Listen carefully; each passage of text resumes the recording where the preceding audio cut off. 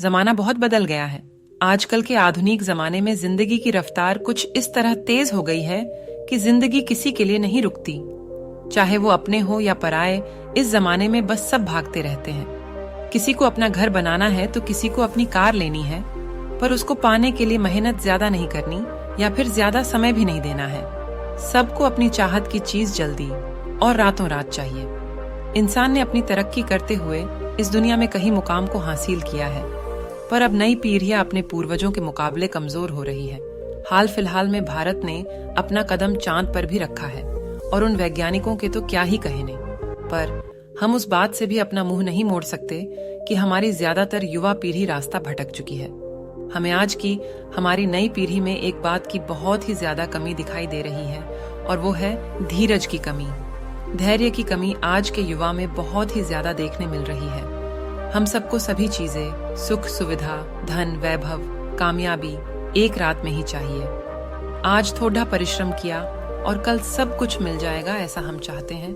और जब ऐसा नहीं होता तो हम अपने नसीब को या फिर भगवान को उस बात के लिए दोषी मानकर उन्हें कोसते रहते हैं। हम लोग किसी भी प्रवृत्ति या काम में ज्यादा समय और अभ्यास नहीं दे पाते हैं, और थोड़े ही समय में कुछ परिणाम न मिलने पर उस काम को अधूरा ही छोड़ देते हैं और दूसरे किसी काम को अपना लक्ष्य बना लेते हैं, और इसी तरह यह साइकिल चलती रहती है और हम कभी भी किसी काम में निपुणता और कामयाबी हासिल नहीं कर पाते हैं। और इस तरह की घटनाएं लगभग देश के हर नौजवान के साथ हो रही है, और इस बात से आप इनकार नहीं कर सकते। अधीर इंसान कभी भी सफल इसी वजह से नहीं हो पाता कि वो किसी भी एक कार्य को कभी भी जरूरी समय और पूरा अभ्यास नहीं दे पाता। उसे थोड़े ही समय में शंका होने लगती कि मेरा कुछ नहीं होगा इस काम में, और वो कोई दूसरा काम उठा लेता है। इसी अधीरता और निराशा से भरी हमारी सोच और जल्दी से सब कुछ पा लेने की हमारी विचारधारा को धीरज और संकल्प की परिभाषा सिखाने के लिए एक ऐसी घटना की कहानी सुनेंगे कि आपकी सोच और विचारों पर काफी अच्छा और सकारात्मक प्रभाव होगा। एक बार की बात है, एक गांव में एक किसान रहता था। उसके पास काफी विशाल और लंबी जमीन थी। उस बड़ी सी जमीन पर उसने बहुत सारे आम के पेड़ लगा रखे थे। अच्छी देखभाल मिलने से आम के पेड़ हरे भरे और घटादार बन गए थे, और पूरी आंबावाड़ी को इस तरह ढक दिया था जैसे कि उतनी जमीन को हरी चादर से ढक दिया हो। आम के पेड़ पर मोर के साथ साथ अन्य कई पक्षी रहते थे। गर्मियां शुरू होने के साथ ही पेड़ पर छोटी छोटी आम लगी, और जैसे जैसे गर्मी बढ़ी वैसे वैसे आम भी बड़ी होती चली गई। एक दिन एक बंदर ने इस बड़ी बड़ी और रसीली आम देखी और उसे यह आम खाने का मन हो गया। उसने इस आम के बारे में अपनी टोली को बताया, और दूसरे दिन कुछ 40-50 बंदरों की टोली आम खाने के लिए आम की बगिया में पहुंच गई। दूसरी तरफ आम के पेड़ को और उस पे लगे आम को किसी भी तरह की कोई हानि ना हो, इसीलिए किसान का बेटा आंबावाड़ी में ही रखवाली करता था और वही पूरा समय रहकर वाड़ी की देखभाल किया करता था। किसान के बेटे ने उन बंदरों की टोली को उसकी आंबावाड़ी की ओर आते देख लिया। उसने सभी बंदरों को वाड़ी में घुसते ही लाठी और पत्थरों से मार मार कर भगा दिया। आम खाने को नहीं मिली, इसीलिए सारे बंदर निराश होकर घर पहुंचे और उन्होंने इस पूरी बात को अपने बड़े बूढ़े बंदरों के साथ की, और सभी दुखी हो गए। सभी बंदर उदासी से चुपचाप बैठे थे। तभी उनमें से एक बूढ़े बंदर ने उन सभी को एक बढ़िया रास्ता दिखाया। उसने बाकी के सभी बंदरों से कहा कि यहाँ बहुत खाली जमीन पड़ी है और यह जमीन किसी की मालिकी में भी नहीं है। आप सब मेहनत करके यहाँ आम के पेड़ों की वाड़ी बना सकते हैं, और जब पेड़ों पर आम लगेगी तब हम सब मिलकर हमारी आंबावाड़ी से रसीले आम खाएंगे, और हमें रोकने टोकने और भगाने भी कोई नहीं आएगा। बूढ़े बंदर की इस बात को सुनकर सभी बड़े ही खुश हो गए और तैयारी करने में लग गए। उनमें से थोड़े बंदर उस जमीन पर गड्ढे करने में लग गए, तो कुछ बंदर आसपास घूमकर आम की गुठलियां जमा करने लगे।